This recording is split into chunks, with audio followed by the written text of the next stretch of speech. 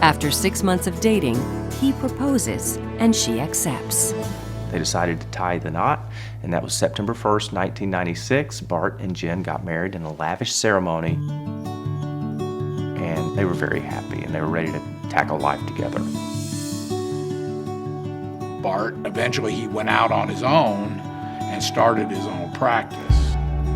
The newlyweds settle in Buford, Georgia, and are joyous over the coming years when they have 2 sons, Dalton and Dylan. It's the happily ever after Bart had always wanted. They lived in a beautiful home in an up-and-coming subdivision surrounded by fun people whose lives are going somewhere. On December 3rd, 2004, Bart heads out to dinner with friends, and Jennifer stays home for the evening. It should have been a quiet night like any other. The next morning, neighbor Kelly Como awakens to banging on her door.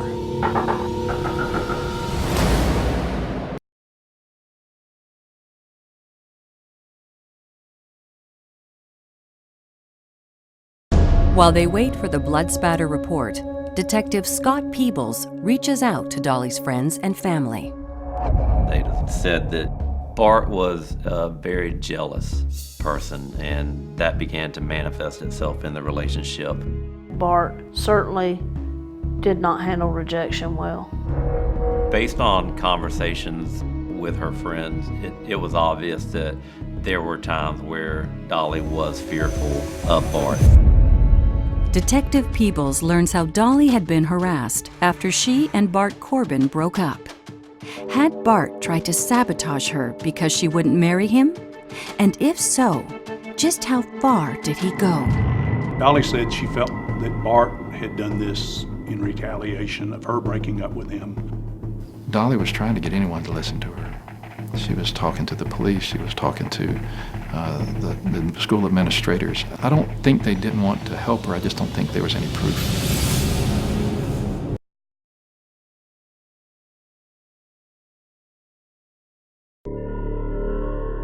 So the similarities of Jen and Dolly's apparent suicide and murder essentially revealed that both of them died by an apparent suicide gunshot to the head. And they both did not appear to be a person that would kill themselves. Boy, this is mighty suspicious that 2 people have died in the same manner. I mean, truly, think about it. You know, what are your chances of being struck by lightning twice? What are the chances that both of them are killed in a very similar fashion? And both of them had rejected Bart Corbin. It wasn't immediately apparent how staged the scene was, but as we built the case, we did realize there was a lot of thought put into what the story the scene was going to tell. And I think what Bart and Corbin wanted people to think was that Jennifer was sitting up in bed, she was having a few glasses of wine and reviewing the divorce papers. She knew that he was going to take her children, and she despondently shot herself. That was his story, and so he put the props in there to try and sell that story.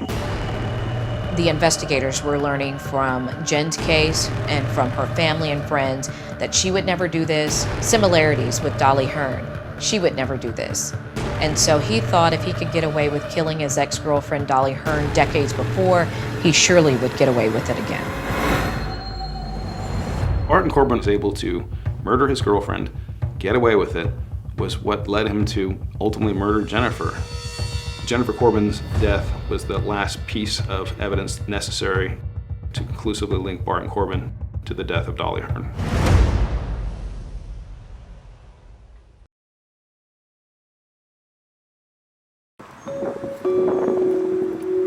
Richard Wilson agreed to talk to us, and we interviewed him, and he told us that a week before the murder, he had given Bart Corbin the .38 caliber revolver, which was used to kill Jennifer Corbin. Bart, at that point, almost had to take the plea deal because we had him on our case. His lawyers realized that, and if I went ahead and tried the case, then he would have gone to Augusta. That was what he was always afraid of. The Augusta Judicial Circuit probably has as many or more people on death row in Georgia than any circuit in the state. So our plan was to try him first in Gwinnett and then send him down to Augusta to look down the barrel of the death penalty. When the defense approached us about the possibility of resolving the case, we agreed to recommend the only sentence available for murder at the time that was not death penalty noticed in Georgia, which is a life sentence for both cases.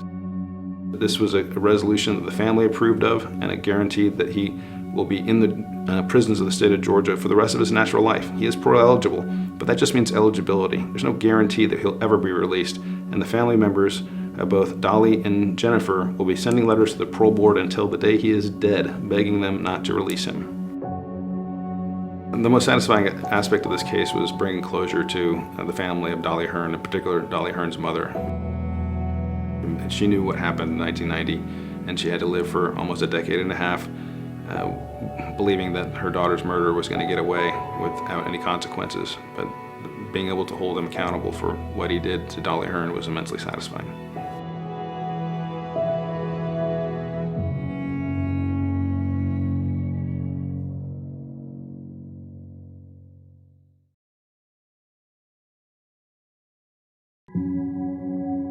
At the scene and immediately after Jennifer's body was removed, Jennifer's side of the family told us that Jennifer had been involved in an online relationship and gave us the history of how that online relationship developed, and also gave us the contact number for the person. During that time, Jennifer began to message with a person that she knew as Chris. Jennifer would talk about how mean Barton was to the boys and how he ignored her. He would tease her about her weight, that she wasn't losing weight after the baby was born. The relationship started out as friendly and began very quickly to turn sexual. They started talking about how they loved each other. In September of 2004, Chris revealed that he was a woman. Literally, it was typed in the emails, "I have something to tell you, I'm a woman." And that's how Jennifer found out. It went silent for about a week, and then they tentatively reached out to one another, and Jennifer and Chris decided that they had fallen in love with each other's souls and that Jennifer was going to leave Barton and set up a household with Chris in Atlanta.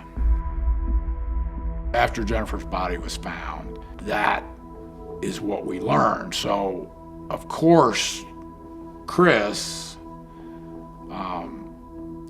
is a suspect. Did Chris drive into town?